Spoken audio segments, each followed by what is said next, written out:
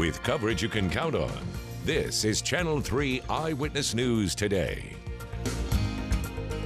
Happy Hump Day, everybody. It's Wednesday. It is. We're happy it's Wednesday. Yeah. You're watching Channel 3 Eyewitness News Today. I'm Lori Mitchell. I thought you were going to say, Happy Hump Day. I don't know what day it is. Yeah, Tuesday? well, we think that's Wednesday. Well, that's a good day for you right there. Hey, I'm John, everybody. Thanks for joining us at 5:30 on this Hump Wednesday. Here comes David Carnes to talk about the changing forecasts. Yeah, and I don't think it's going to be a horrible thing for us. I think, if you're counting on dry weather for the next couple of days for an event, maybe. Yeah. But overall, we're going to get some rainfall that we kind of need right about now. Even with a surplus of about 8 inches for the year, we're still running a deficit for August. We'll take a look at that in a moment. The advisory for Harvey, 45-mile-per-hour winds, still a tropical storm, but it's making landfall near Lake Charles, Beaumont. It's going to begin to drift to the northeast, and the remnants of Harvey are going to move through West Tennessee and then Middle Tennessee by Friday into Saturday, and that's going to keep a lot of clouds in the forecast and bring some rain to the Tennessee Valley.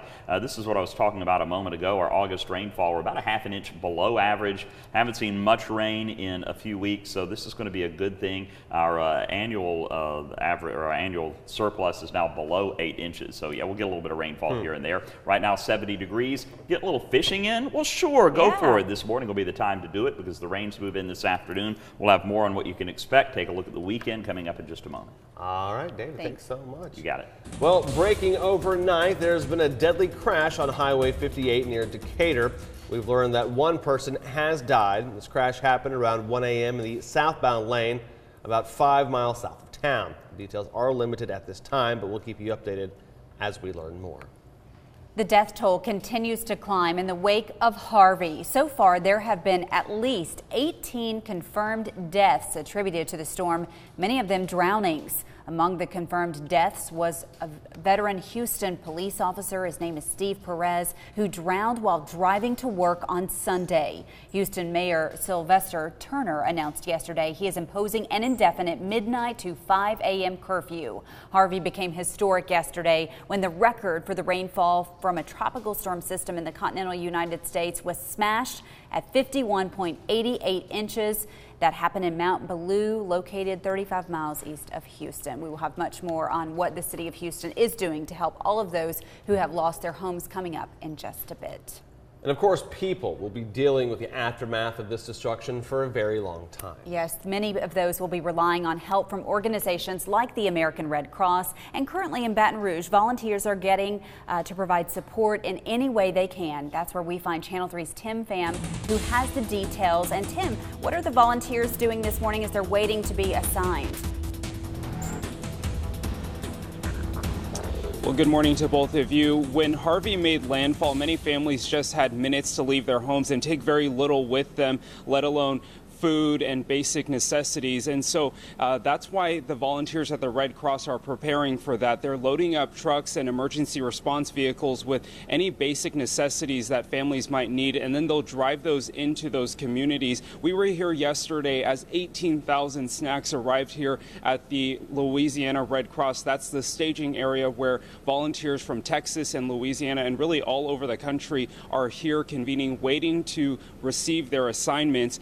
They'll sort those snacks and those other supplies such as first aid supplies, blankets, and dry clothes. It's an important step they have to take before they can begin serving those communities hardest hit by Harvey. But again, right now it's just a waiting game for those volunteers here at the Red Cross. Some traveled from as far as Ohio to give their time, and 2 of them are actually from the Channel 3 viewing area. They tell me that teams sent to Houston have been forced to turn around because there's no safe way to get to the flood zone. You can't even get close to Houston. They're telling people to maybe go to Dallas would be the closest place that they could get. But, that's the reason that we're still here is they just want to keep everybody safe.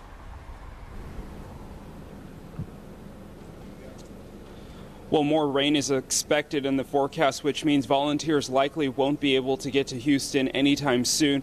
However, I'm told that today they'll learn if shelters in surrounding cities and counties will open up and if it's a possibility for them to be dispatched to those locations if people from Houston become take refuge in those locations. And so that's something they'll learn here when they return in just a couple of hours, and we'll be sure to be here for that, and we'll keep you updated. For now, live in Baton Rouge, Tim Pham, Channel 3 Eyewitness News. All right, Tim Pham, thank you for the update. Stay safe, my friend. 5:34. Let's go ahead and take a look at today's forecast. Yeah, Harvey impacting us here in the Tennessee Valley this week. Let's check in with David Carnes. Yeah, with rainfall, nothing like Texas or Louisiana certainly, but still 1 to 3 inches of rain possible later this afternoon through Friday. Looking right now at 70 degrees and cloudy outside with 63 in Cleveland and 64 degrees in Blue Ridge. Here's your high-res satellite and radar combined, and you can see those clouds already lifting up into the Tennessee Valley, and the showers to our south on the eastern side of Tropical Storm Harvey will begin to lift in later this afternoon around 2-3 o'clock. Our Vipercast paints it pretty clearly.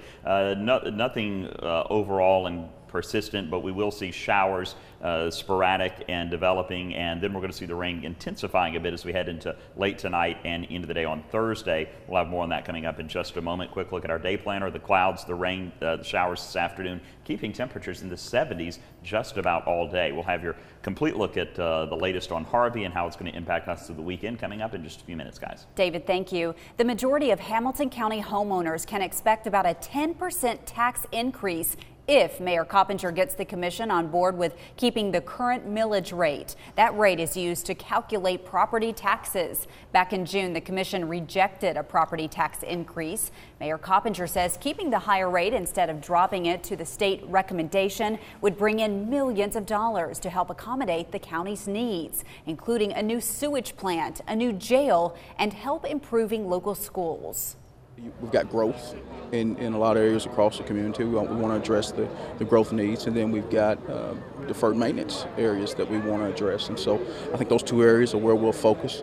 A public meeting to discuss the certified tax rate is scheduled for next Wednesday. If you are a homeowner, we have more on how this plan could impact your family's budget. You'll find that information on our website and inside the WRCB app. Well, the man who had admitted to causing a drunk driving crash that killed a local man will serve his full sentence. Henry Confrancesco appeared in court yesterday where his attorney argued he should spend 8 years behind bars rather than the 9 years he was sentenced to last month. Confrancesco pleaded guilty to causing the crash on Lee Highway that killed Bob Benedict last year. His attorney asked the judge to reconsider the sentence, saying it was too much, but the judge disagreed, something Bob Benedict's wife is grateful for. He talks about, in a roundabout way, both sides and everything. So I said, oh my goodness, he's going to change his decision. And then he kept talking, and then I thought, well, okay, maybe he's not going to, but I'm just very grateful. Confrancesco is appealing his sentence to a higher court. He remains out of jail on an appeal bond. 5:37 coming up on Eyewitness News today. Could a street drug really help those dealing with post-traumatic stress disorder? The surprising results of a new study when we come back.